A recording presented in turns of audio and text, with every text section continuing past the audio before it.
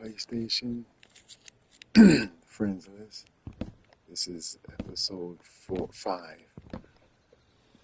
Excuse me, of my Forever World. I did some stuff off stream, and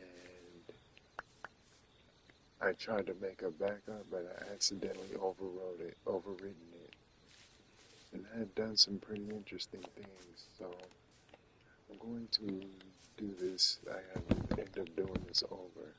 I was just doing some landscaping on my world, and I am going after only dark oak wood. I had to remake my armor back.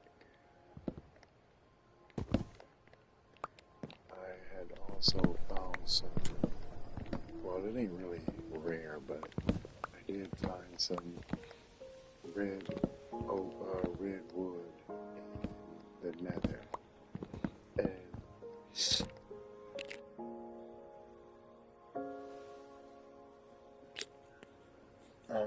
it had dawned on me that I had never used red wood or crimson oak, whatever it's called. I had never used it before. And what made me use it is I was going over the blocks in Minecraft, and I found that there are a lot of things that, even though I have this game platinumed for the PS4 and the PS5, the trophies didn't stack, by the way, but the fact that I had to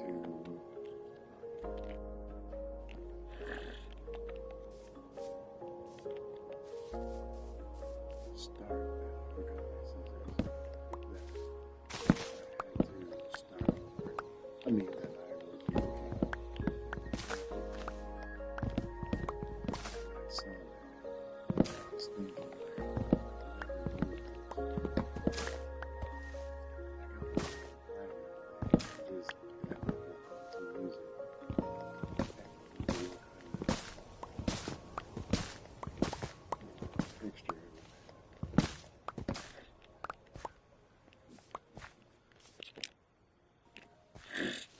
somebody was asking me what texture am I using. They saw my Minecraft video.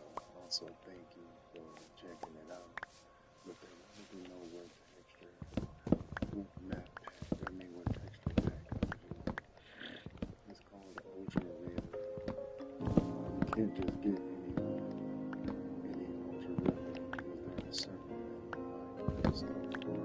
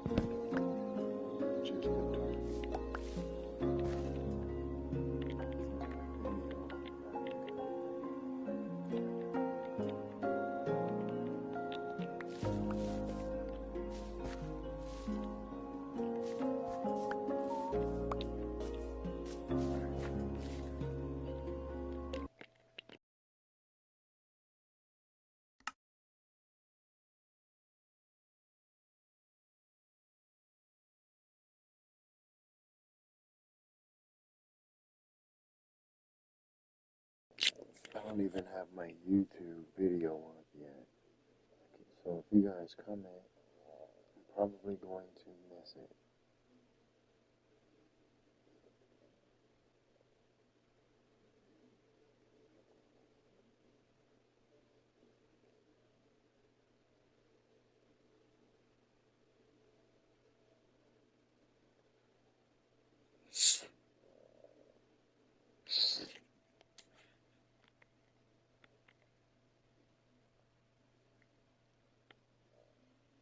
Alright.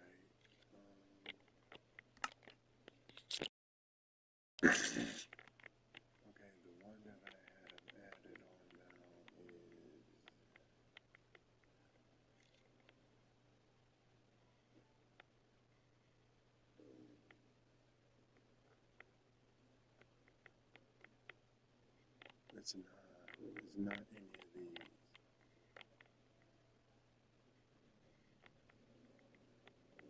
It's an ultra one. This one, Ultra Realism by GoCraft. GoeCraft. I'm gonna screenshot that. But that's the one I'm using.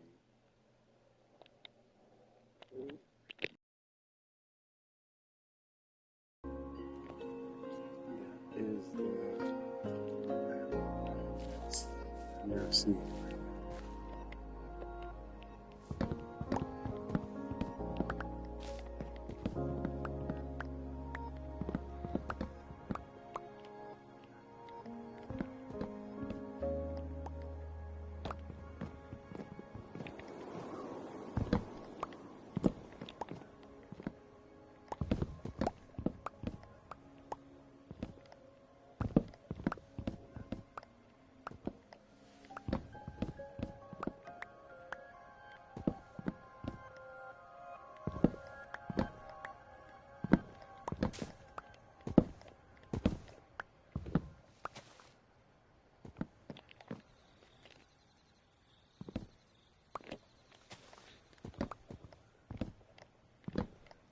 Normally, this is kind of going against what I normally do for my channel.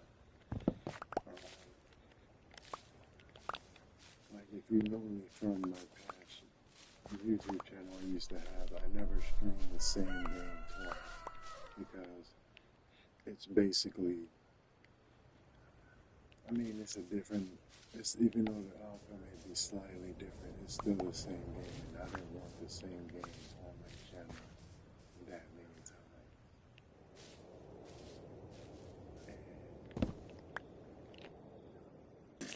And I didn't, excuse me, I didn't play a lot of fighting games on my channel because it's just punch and kick. Either different outcome or the same outcome. I win, I lose. It's still punch and kick. There's nothing really different in it. Not that Minecraft is different, but you are constantly going to different biomes, different areas, the landscape, the textures, the add-on packs, the gameplay. The gameplay is basically the same, but the way the game is played is different from a fighting game or a racing game. Clearly, but still, it's not something that, like, it's not like a fighting game. A fighting game has, I want to say a fighting game, it's the same. Like, I'm not knocking fighting games, but back in the day, on the PS1 era, I would have jumped at the chance of putting a fighting game on my YouTube channel or a racing game. But as far as like now, like I like Sims, I love the Sims game, but I honestly, Sims is Sims 4 is one of my favorite games. That being said, I would have put a Sims 4 game on my YouTube channel more than one upload, 1 or 2 times. For the simple fact, I'd be doing the same thing. This is somewhat of the same thing. I'm doing the same thing. I'm going around mining things, but I'm seeing different biomes. It's like streaming Horizon Zero Dawn or God of War. You're constantly in a different area. Well, you're not constantly in a different area, but you're in different areas and doing different things, and you're constantly seeing different biomes. So it's constantly, you're going to constantly be in motion of a different area everywhere you go. So Minecraft, I want to say it has not error, but more room for variety, more room for exploration. I should have said. And the way Minecraft is played, it's not something that's just, oh yeah, I played Minecraft, that was it. No, it's a whole world of exploration you can do. There's so much Minecraft that you can explore. Even though it's somewhat of the same thing, you're seeing different areas. You are finding, depending on their add-on pack, like this add-on pack, this add-on pack, the skeletons have sights. They have freaking wings. Like literally, skeletons have wings, and monsters are way more harmful. What I would like to see is skin packs like the Herobrine or the Entity 303 without me using them on my personal character. I want to see them on characters. I want to see them on the mobs, on the creatures. I don't want to see, it's cool that I can use them on my character, but I want to use them on the mobs, on the actual creatures. I want to fight those characters. And as you may have just seen, I also have one of the Dwellers add-on packs. I think it's by Pascal. I think. Let me double check that. It's by Pass something. It's a Dwellers pack, and I love it. Oh, not Pascal. Panask, yes, whatever it is. The downside about this is I would be using that as the monsters, but the downside is it disables trophies. And if I did that, this would pretty much be a wasted survival world. At that point, I might as well put it in creative.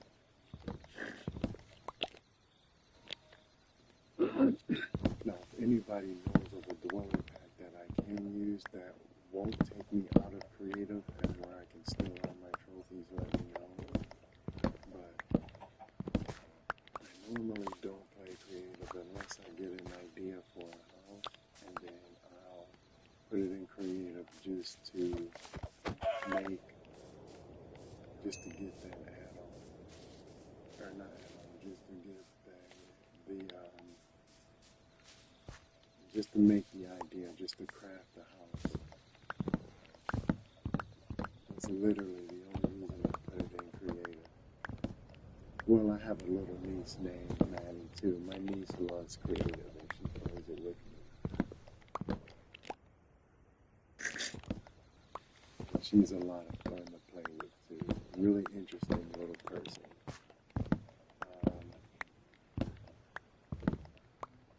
She's a fun little person to play with.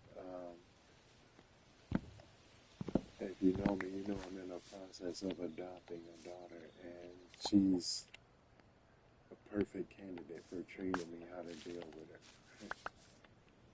But on another note, I'm in the process of getting a new place too. So I got a lot going on, and the fact that I can find time to stream and work out, and go to church and all this other stuff that I have going on. It's pretty interesting. So I got a pretty busy life. But on another note, how many of you guys out there are going to see Evil Dead Burn on the 10th of July? It's one of my biggest anticipated movies of 2021. racist. And I've waited, like every evil deed they've come out with, and I said I had to stop doing this because it ruins me on movies. I look at the behind the scenes, and when I see all the grotesque stuff that they use and all of the special effects that they use for the blood and gore, it just makes me hungry now because I know it's ragu sauce. A lot of it is spaghetti sauce, and they tell you 100% that it's spaghetti sauce mixed with a little bit of food coloring. That's how they was able to get the special effects as good as they got them.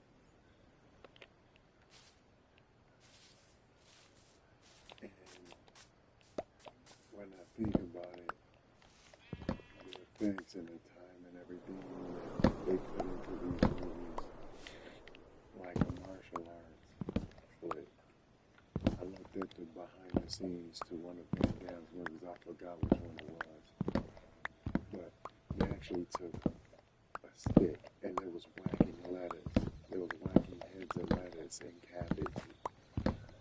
One of them, one of the movies, they even took a baseball bat to a watermelon. When I thought about it, I'm like, I mean, I knew there were special effects. I just didn't know that they used food. And I'm thinking, like, what a waste of food, but at the same time, it makes a good sound effect. And I think I ruined movies for me because the movies are supposed to startle you. They're supposed to jump scare you. I shouldn't have looked at it because, I mean, not that I didn't know it was fake before, but the fact that they have all of those effects, and when I look at them, I'm like, wow, this isn't scaring me, this isn't creeping me out or freaking me out, this is just making me hungry.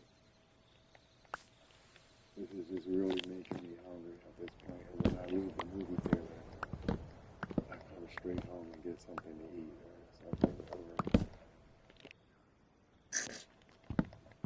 you'll never don't look at the behind the scenes. I mean, they are fun to see, but if you're anything like me, it's going to ruin you. You're going to just be like, wow, this isn't even scary anymore. It's just, I'm hungry. It succeeded in making me hungry. And now it's just like, I shouldn't have looked at it. Like I said, it's not that I didn't know they were fake before, but the fact that the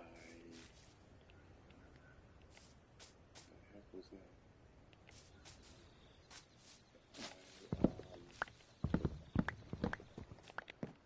I just don't look at movies the same no more. I used to be a huge fight fan. Like, I looked at UFC. I used to do MMA probably like 15 years ago. And I fought, I did MMA for like 10 years. No, I'm lying. Nine. The 10th year, I kind of quit. Well, I didn't quit. I stopped because, and everybody knows, you take that risk. Whenever you step into the cage with somebody, you take that risk. And I got into a fight with somebody. And I don't really like talking about this, but it's okay. I'm over it. But I got into a fight with somebody. When I hit the guy, it wasn't my intention of hurting this man, but I broke his nose. Like, I literally broke the guy's nose. And it bothered me. Now, at the time, I wasn't a deacon in church. I was an acolyte. If you don't know what an acolyte is, it's your training to become a deacon or a deaconess or an evangelist, something like that. me along the line. You're training to become a pastor's aide, a helper of the congregation, of the church, the pastor mainly. I was an acolyte, and after I seen what I had did to the guy, I went to visit him. He came home out the hospital. I went to visit him, and I told him, you know, it wasn't my intention to break his nose like that. In anger, in my martial arts days, I was trained to react, be spontaneous.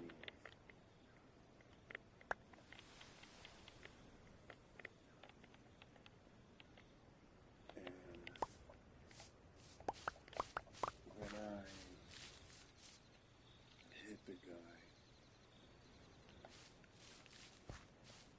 I literally, I mangled his nose like his gristle. The bridge of his nose was broken, and I barely 100% even tapped the guy.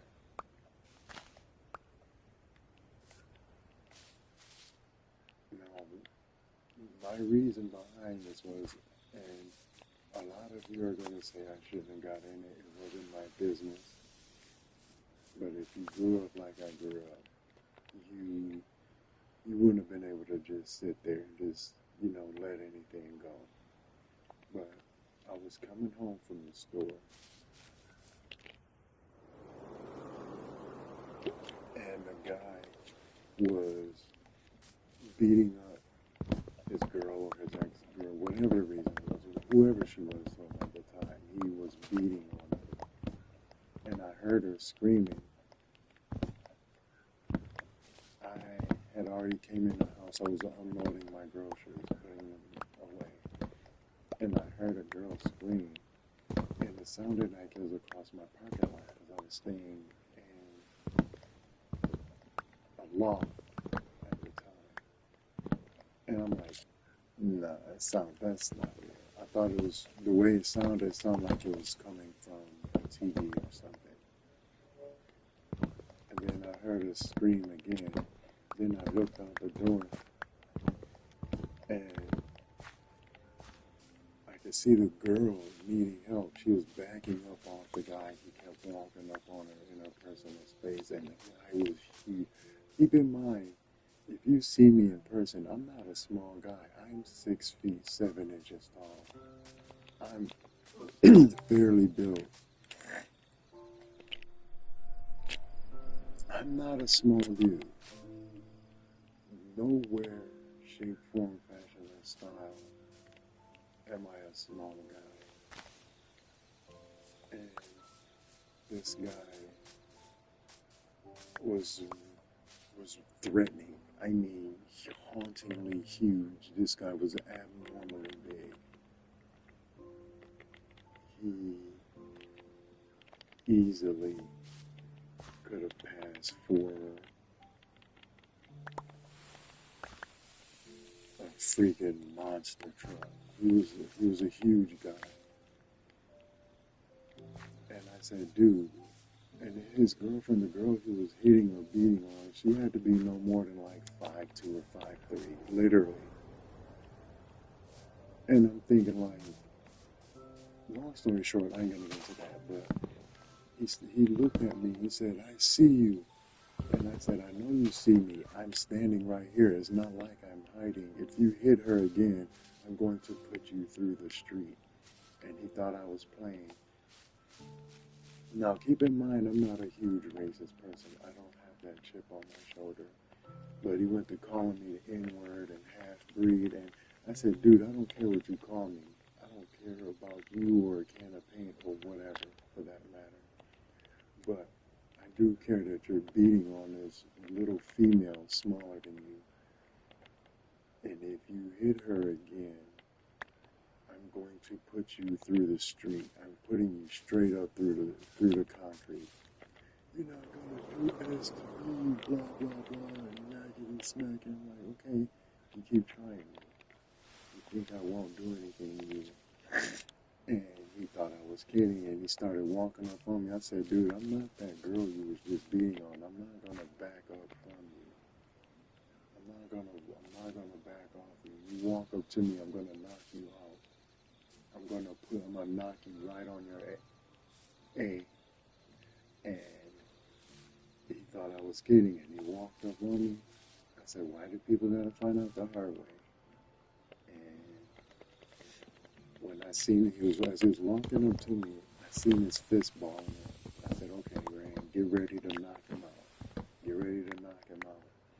And he walked up to me, and without thinking, I swung on the guy.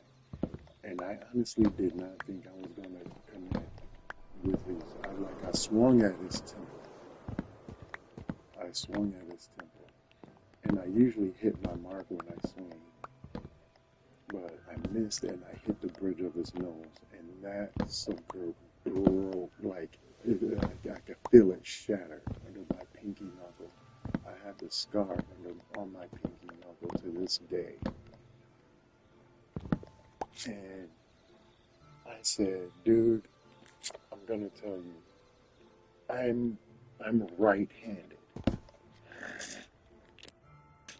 I'm even-handed, but my most dominant hand is my right hand.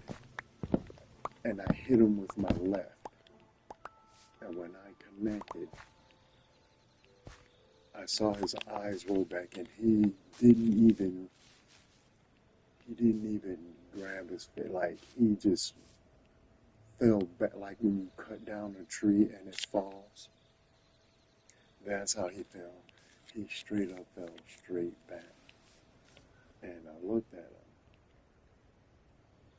and I was finna ground and pound him, like I was finna sit on his stomach and go to wailing on his face. And then I had to pull myself back. Like I could feel myself losing it. I could actually feel myself losing it. And I don't know if that's from the adrenaline or for what, but when I hit this guy, he was on the ground, like kind of trembling a little bit, and I didn't know this little kid had been watching me. And the little kid was like they knew me there. They knew me where I lived. I was not well known, but they knew I was an MMA fighter at the time. They knew my apartment number, my loft number. They knew, like they just knew me. Kids, adults, department manager, of course. Like everybody knew me. A lot of people came to my fight, and this guy just thought that I was that punk or whatever. And I told him, I warned him beforehand. I said, dude, this ain't something you want. This is not something you want, believe me. And I'm not saying that I'm throwing my weight around, oh, I'm an MMA fighter, be scared of me. No, I'm actually the sweetest, nicest person you will ever want to meet in your life until you push me. But that's like anybody. But the fact of the matter is, I said, dude, don't do this. This is not something like I said, he just was one of those people that thought I was kidding, thought I was playing.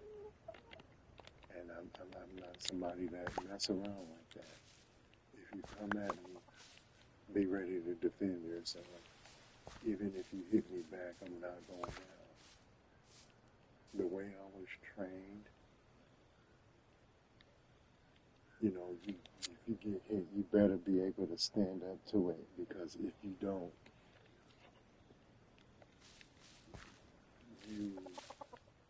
you're pretty much dead, because you don't know what this person's intentions are.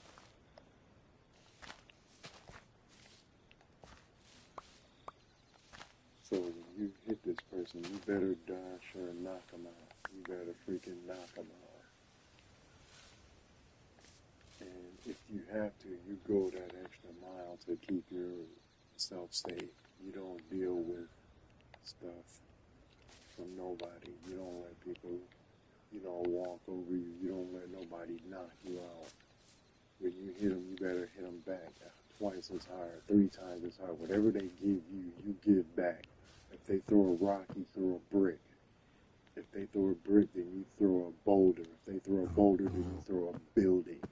If they throw a building, then you throw a planet, an asteroid. If they throw the asteroid, you throw a planet. You throw a planet. If they throw a planet, you better throw a universe at them. That's just the way I was trained to fight. And that's not just my MMA days. And in my MMA days, I moved out of Flint.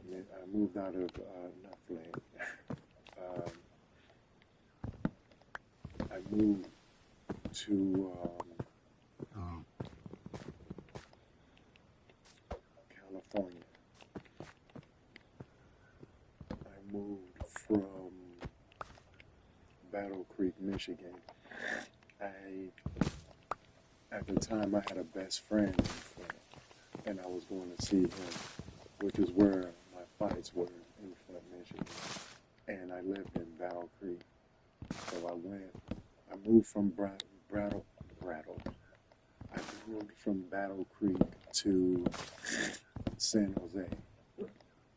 And that's where I started fighting. And one of my trainers was an ex-military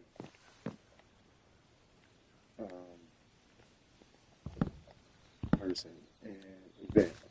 And I forgot what he said he fought for. But he knew all these different CQC fighting styles and how to disarm guns and the weapons and all this other stuff.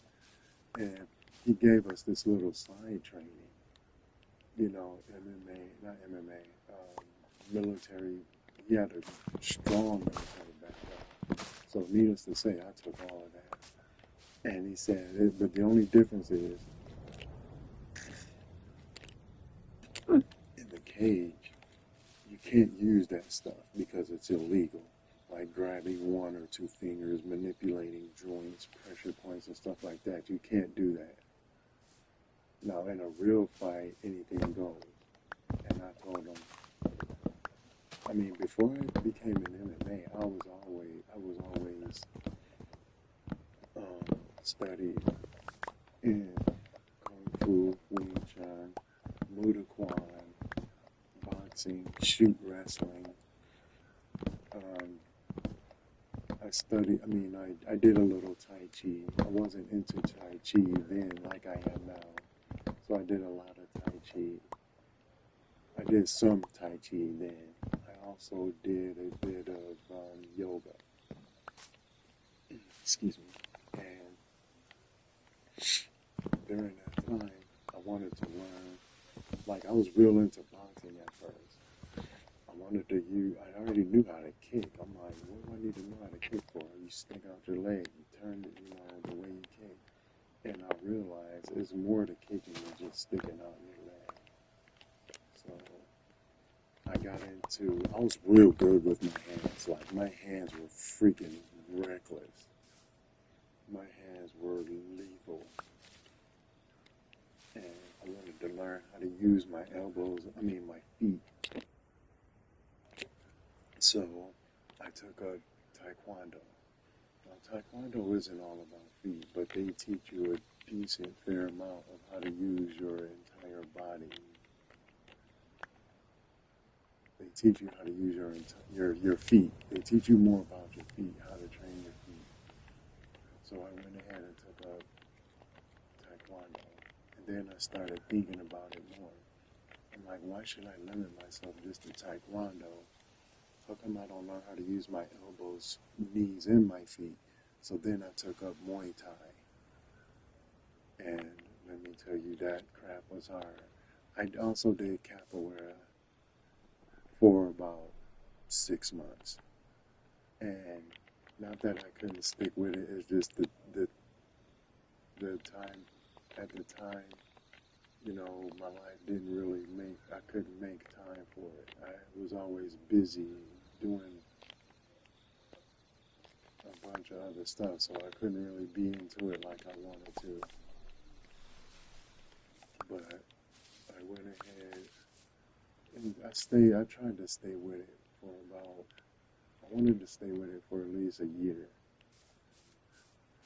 and I couldn't because I had a lot of stuff, like I said, going for me. So I went ahead and I had to drop out for a minute because of my lifestyle. I was like, we were way busy. Now, by the time I got free, I couldn't find a school or dojo that taught capoeira anymore. So I was stuck with the jing, the jinga. I forgot what it's called, but I was stuck with what I knew, and I had to just take what I knew and run with it. So with as far as the step goes, steps go, I'm pretty good at it.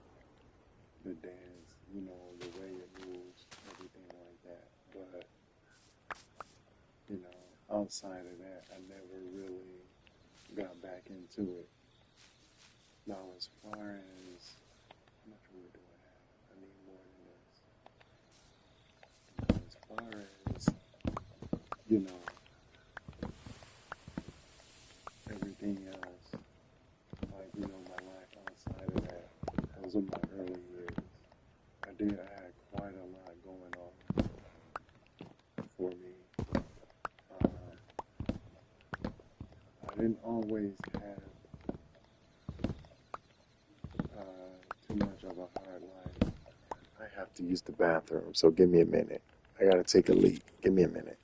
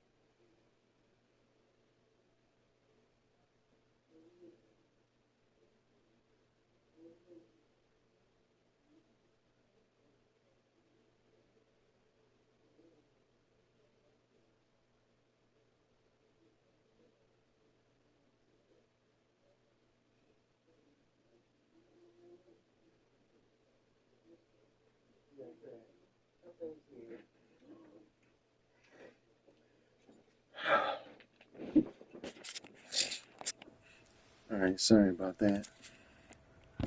Where was I? Oh, I didn't always have people to help me.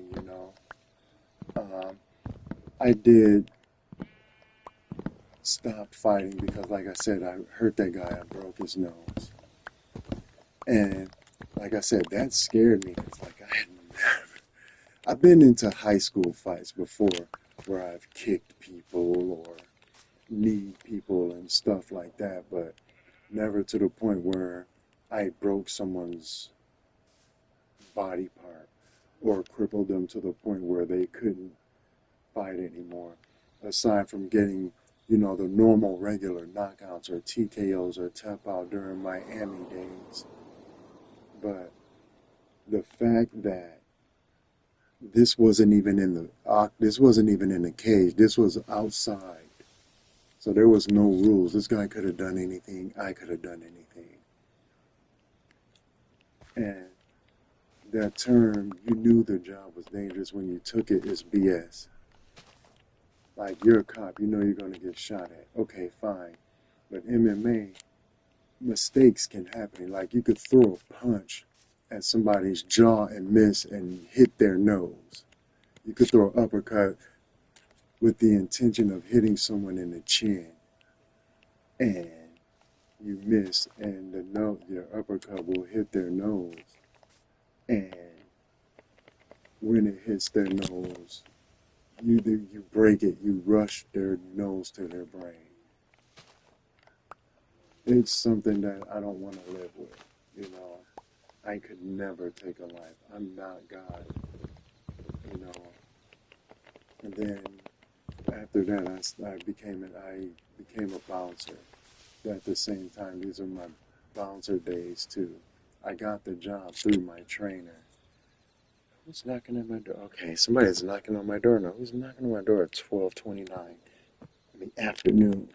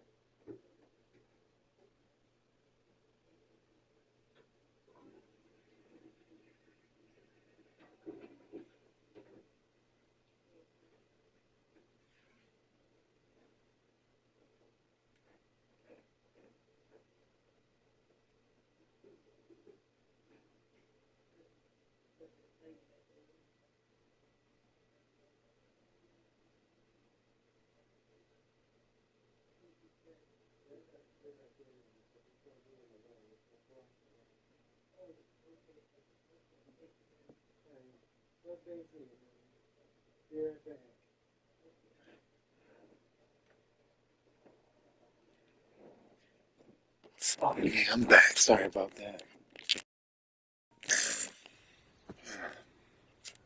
I need to turn my fan on. All right.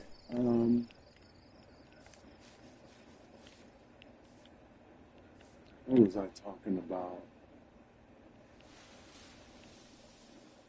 Oh, my bouncer days. I got into a couple of physical altercations, and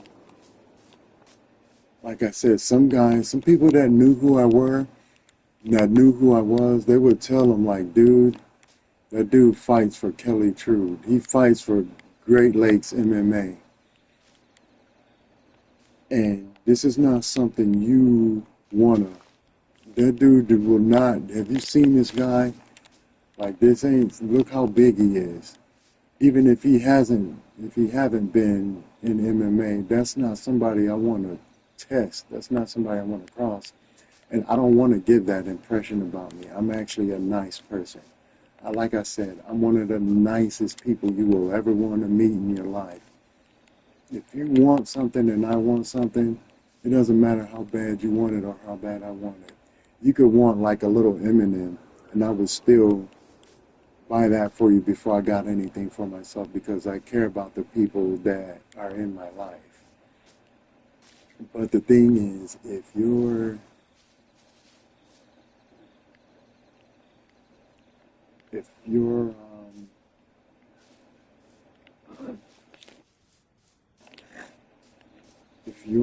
not, you know, going to show me the same amount of respect or anything like that, then it's not something that I hold against you, you know. And that's probably one of the biggest flaws about me that I have. If I have to say I don't like something about myself, that would probably be it. You know, I usually give and give and give and give. I like to help people, and I don't ask for nothing back. I never ask for anything back, you know. And if I have to say if there's anything about myself I don't like, it's that. Because there are times when I need to learn how to say no, or I need to learn how to pull back a little bit. And my thing is, that's real hard for me because I've been used to just being there for people, helping people, giving my all.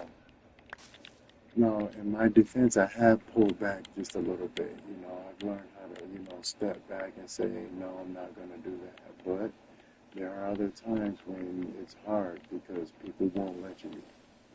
You know, they're going to push you and push you and push you and push you and push you just to see how much they can get away with. And when they see that they can't get away with that much, then it becomes a problem because you become the bad guy. Oh, he did this to me, he did that, but they never tell what they did.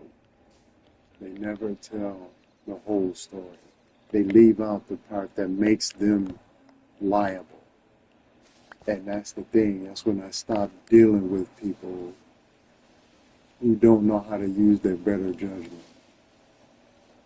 I had to cut a lot of people out of my life. Then I moved to California for a while, like I said, but you know that story.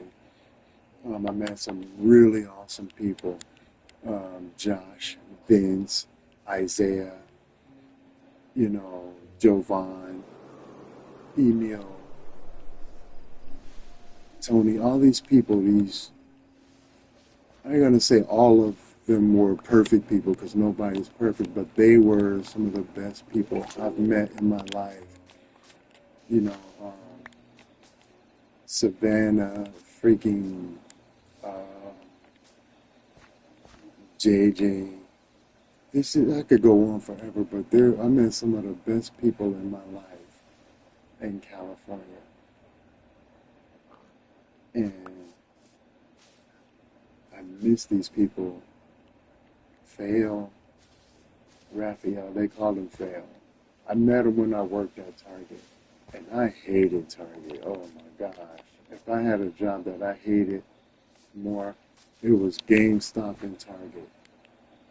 I worked at GameStop, then I worked at Target, and I hated both of those jobs. I cannot stress enough that I hated both of those jobs. I've been streaming for 47 minutes. But yeah, it's been a real struggle, especially GameStop. You think GameStop is all fun and roses? No, it's not. Especially with a manager like Bishop, whatever his first name was, Jason, I think his name was Jason Bishop. Oh man, that guy made GameStop a living hell. It was horrible. You ever seen that guy, Steve Jobs, dirtiest job in the world? I'd rather do one of his jobs for a week, and take that pay before I do anything at GameStop. It was not enjoyable. And one of my main rules is your job should be something you wake up and say, yes, I get to go to work today. I get to make a living for myself. You want to be happy about going to your work, to your job. If you have to wake up and and dread going to work, that's not the job for you. Temporarily, yes, but it's not something you make a career out of. Your job should be something you enjoy doing. The reason people complain about their job is because they either don't like doing it or they're taking it out of life force. By life force, I mean they're in life and their back is against the wall. They don't know what else to do, so they have to do what they got to do, whether it's for themselves or for a kid or whatever. But the thing is, you're doing it because you're forced to. Your life is forcing you to take that job. And my advice to you is the first chance you get out of there, because that job will freaking kill you emotionally and mentally, if not physically. The thing is, you want to do something that you like doing, that you enjoy doing. It shouldn't be something you dread. Why is there constantly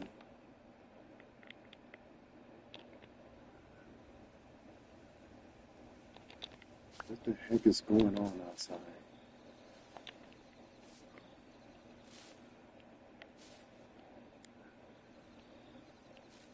There's a lot going on outside. I don't know if you guys can hear that or not.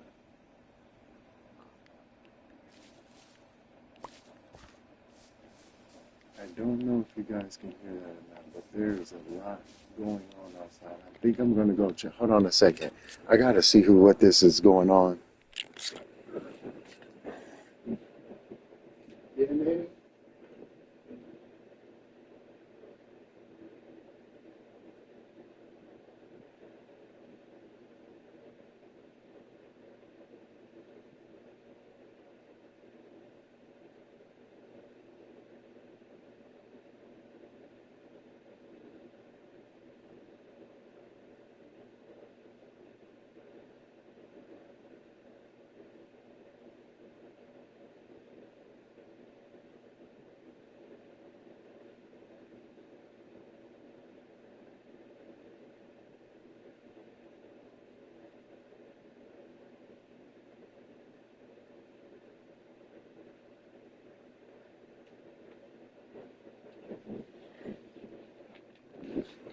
Yeah, they are.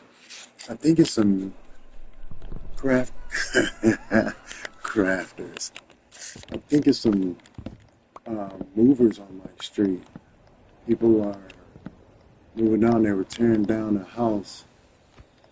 I was wondering what that noise. I had been hearing it. And I was like, "What the heck is that noise?" And that's kind of why I've been talking and stopping because I've been trying to hear what that noise was. But they, what was I talking about? Oh, I became a deacon at my church, and I've been a deacon for about 3 years now. Now, despite that, what you guys think of me, if you know who I am, you know I'm a bit of a gothic, grungy type of person. Being gothic does not mean you're satanic. Being gothic does not mean you're a devil worshiper. Being gothic does not mean you're an evil cultist or depressed or deprived or life hating or a mourner or anything like that. That's not what being gothic or grungy or emo is. Not at all. It's just, it's not a costume. It's not cosplay. Being gothic is like I've seen people just, like girls mainly, they put on the gothic stuff because they fantasize it. And people say, oh, well, guys are horrible because they only want a gothic girl to fantasize. But look at the girls that dress gothic that aren't even gothic. These girls are not even gothic. Like, you may have seen that show, that dating show where those four girls work at Starbucks or whatever the heck ever they work at. And they dress like this. And girls get mad at some dudes because of I want a gothic girl, a big boob gothic girlfriend. I'm not going to say the word because I don't want to get banned, but a big boob gothic girlfriend. And my thing is, okay, you don't want a big boob gothic girlfriend, but you're willing to call this guy that based on the strength of the girls that he saw on social media. And I have to say, gothic girls are not like that at all. Gothic girls are nowhere near. Gothic girls are nowhere near promiscuous or well, I ain't gonna forgive me, YouTube, but not. I'm not. I'm gonna try to be careful here. But they're not promiscuous. They're not a 24/7. Girls that dress gothic like that to make a guy fantasize about them, those are not gothic girls. They're dressing to cater a man's fantasy. Like in In the video, the guy let the girl spit in his mouth. And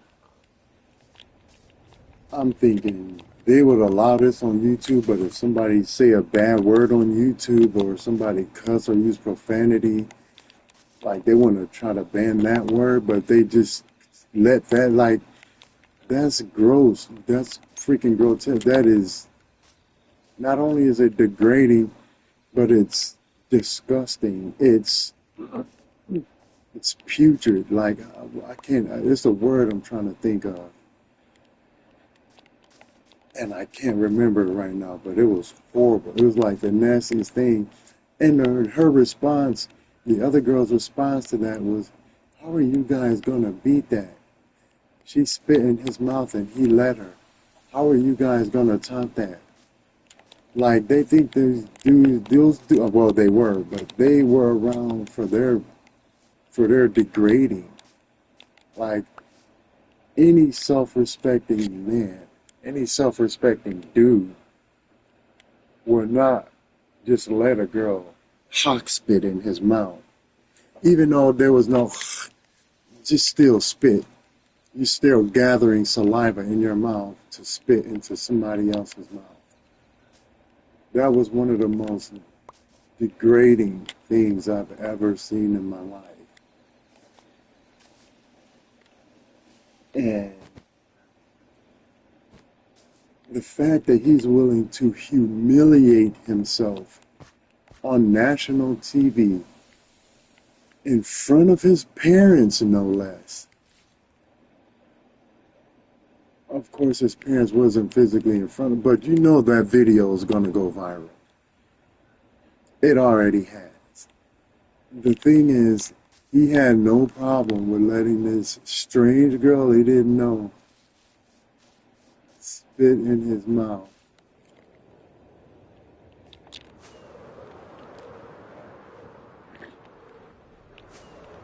He had no problem letting her do that to him. And I'm like, this guy's poor. What's there? I need to land here.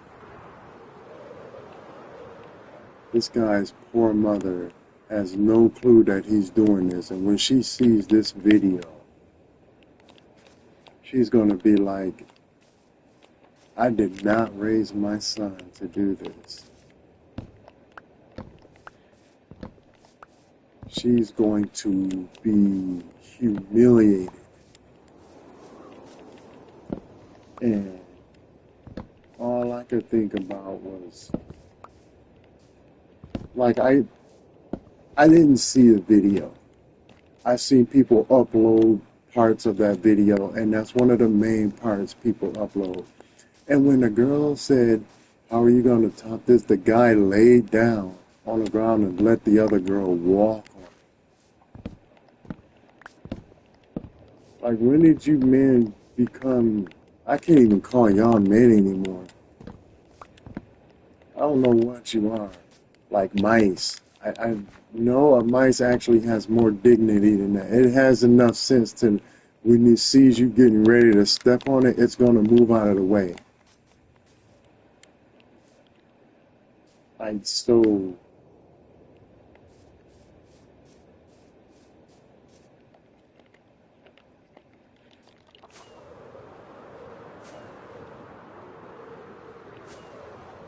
the fact that y'all let these girls do this to y'all because she's dressed gothic. I don't even think it's because she's dressed gothic. I think it's because it's a girl. She could have very well been dressed.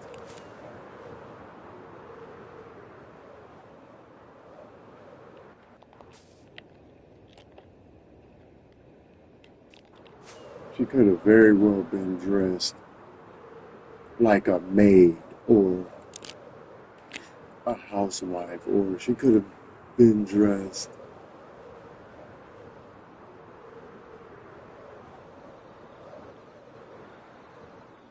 in regular clothes, and he probably still would have let this girl do whatever. I don't think this is the way to life. think I'm off. I gotta check my screenshots.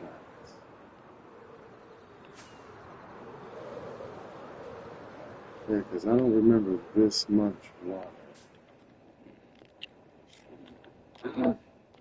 Let me check my screenshots, guys. Give me a second.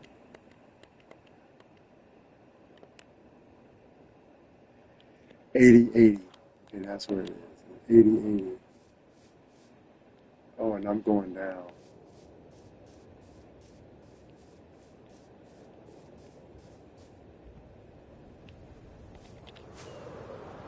I totally came the wrong way.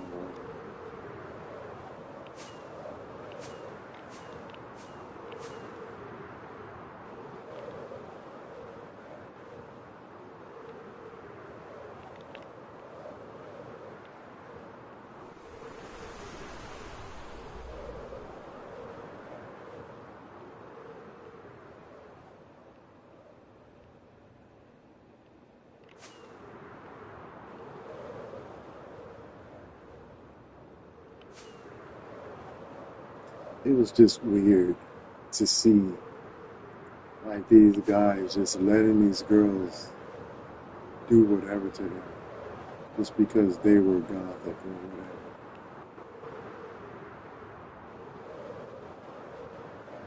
I don't know.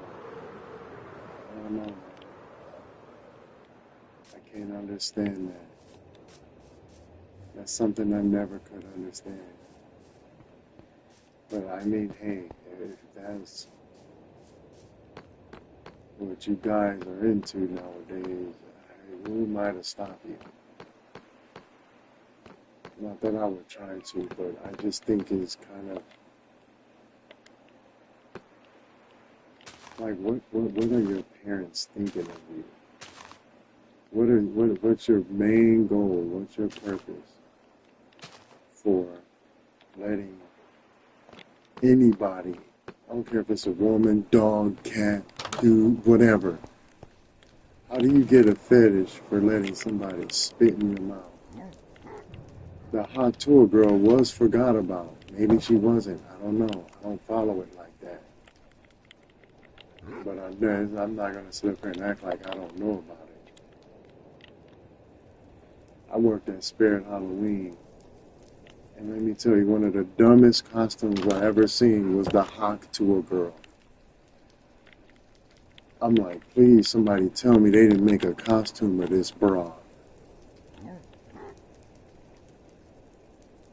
And it's like, gosh, what were they coming? Who came up with this? Who just said this is what we're doing? Who said spitting on that thing? Who just woke up and said this is what we're doing? What self-respecting? I can't even come up with nothing half as disgusting if I try. I can't. The fact that it got so many likes, I don't know to laugh at that girl or call her a genius. Because so many people just bought into that. And they made it a huge, ginormous trend. This girl's probably got like $50 million right now. Who knows? That's been my hour, guys. I may stream later, but thank you guys for coming. I really appreciate it. If you like what you saw, give me a thumbs up, not a thumbs up. Yeah, give me a thumbs up. Give me a follow if you enjoyed my content. You guys have no idea how much I appreciate you for checking out my vids and for the 8,000 subs that I never thought I would ever get. So thank you guys so much for all your support. I love you all. You guys have a blessed day. Be safe and stay scared.